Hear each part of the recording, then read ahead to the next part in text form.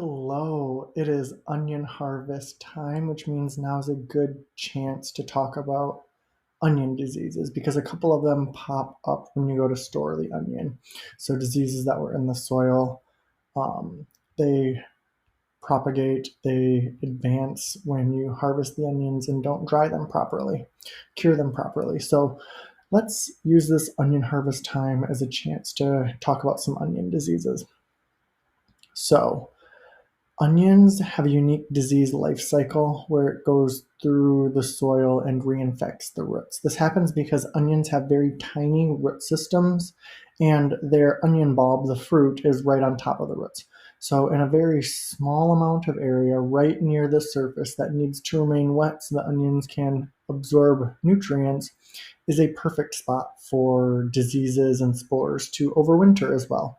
So, one of the most important things in onion disease life cycle is rotating where you plant your onions. So those spores don't move very easily on their own. Yes, wind and rain and things can move it, but they don't move the best on their own.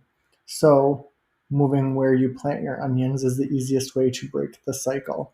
That and sanitizing your tools. So you're not taking onion diseases from where you planted last year to where you're planting onions this year. So there's a few easy ways to keep your onions disease-free or relatively disease-free, despite the fact that they are very easily infected by disease. All right. So there are 5 main diseases we're going to talk about today. The first one is downy mildew, and you can see those little powdery spots on the leaves of the plant going up there. You can see how it kinks over and the green shoot is dying off. This is downy mildew, and you'll see a little bit of fuzz on it. And actually, if you spot here in the corner, you can see a tiny little purple blotch. So these disease conditions, they can have more than one, but that's purple blotch there, downy mildew here. So the downy mildew, you can also see fuzzy grayish purple mold in the mornings on these leaf plants. The leaves will twist, collapse, and the bulbs will quit growing. So that's why it's important. Like, even though it's infecting the leaves, which you don't always eat, it's still important because it will stop the bulb from growing. How do we prevent this? So we prevent it by spacing our plants appropriately so air can flow between them. You don't got the leaves all tangled in a mess, keeping moisture between them, a great spot for the bacteria to breed. So we want them spaced appropriately, 6 to 8 inches between plants. Then we have to remember watering.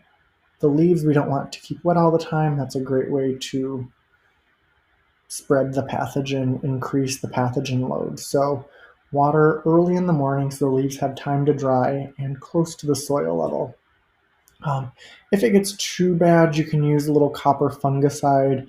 There are organic options. Bonide Captain Jack is one that we use, works well. But this, honestly, if you follow the steps to prevent the disease, you shouldn't have the disease, and a little disease can be handled by the plants is the best way I can put it. So space them appropriately, water them right, and you probably won't need to use the fungicide. But if you get a little bit, it doesn't hurt to use that as well. Crop rotation is very important, as I mentioned earlier, in all of these onion diseases. So now we'll get to purple blotch. This is purple blotch. You can see it here on the leaves, this purple lesion. It had been yellow around the outside, and it causes the leaves to bend over and die. This disease spreads rapidly, especially during warm, humid conditions, and when the leaves die, you're going to end up with smaller bulbs and a lower crop yield. That's why we want to watch out for it. So downy mildew and purple blotch are both ones that affect the greens of the onion. So here's a quick little infographic to help make sure we can tell which is which pretty easily, because again, purple blotch spreads way more quickly than downy mildew. So we've got downy mildew here on the right and purple blotch here. Let's get your rights and lefts correct, Jeff. We've got purple blotch here on the right and downy mildew here on the left. So that's kind of how we tell them apart. How do we prevent purple blotch?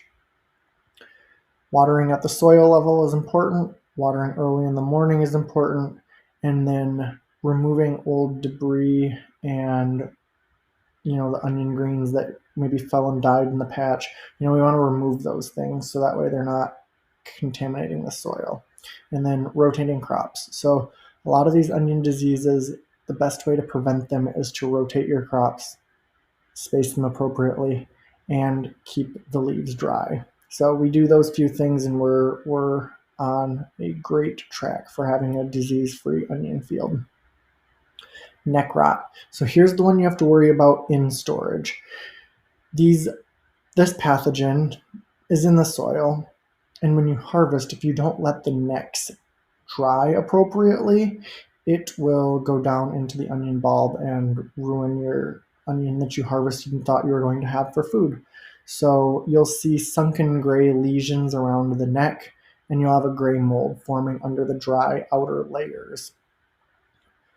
And it will smell quite gross. So you'll know when it's in your storage section.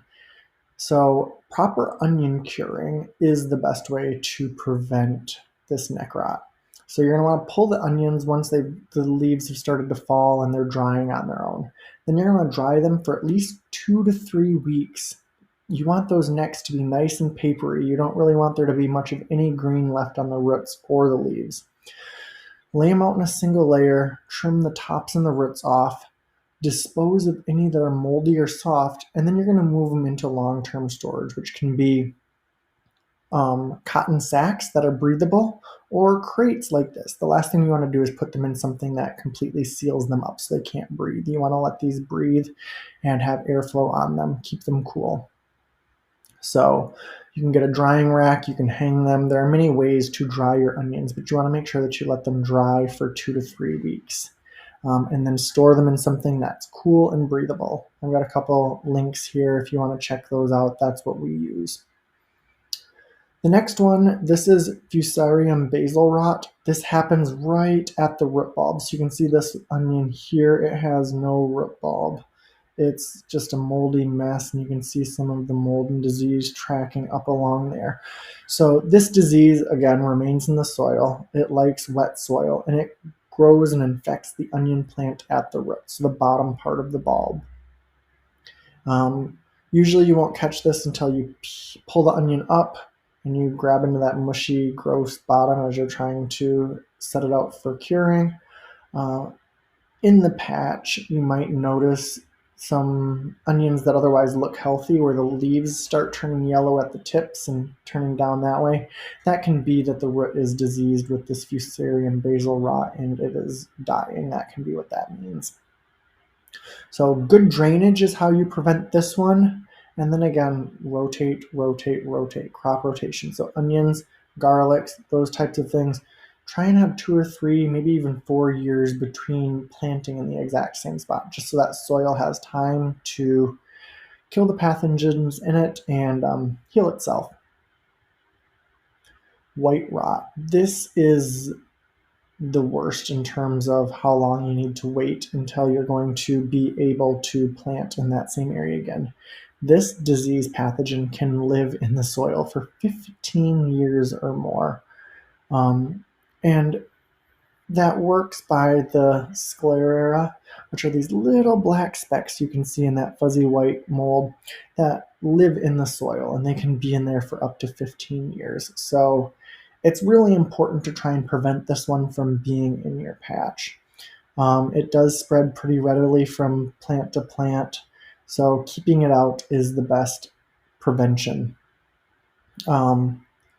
It does kill the onion plants pretty rapidly. That rot is pretty extensive once it gets into the root bulb.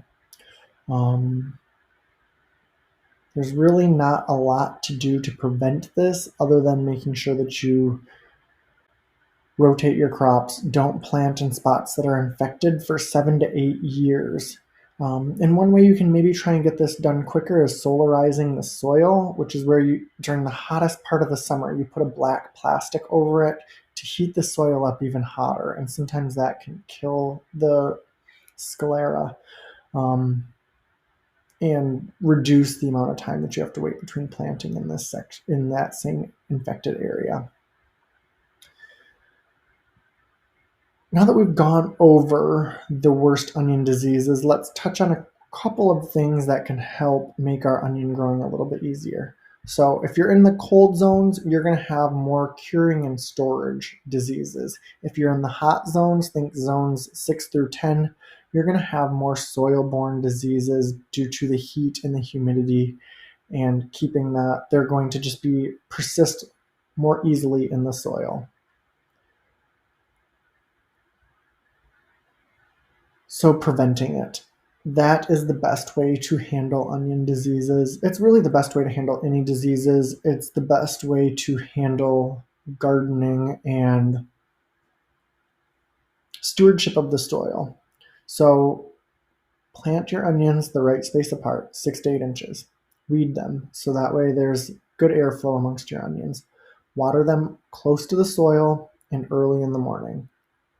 Rotate your onions and garlic every at least 3 years. If you've got pathogens in the soil, it might have to be even longer, but try to rotate them every don't plant them more than every 3 years in that same soil.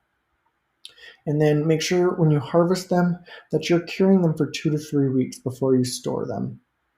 And then when you store them, you're using breathable containers and you inspect them regularly for any mold or further deterioration of the bulbs.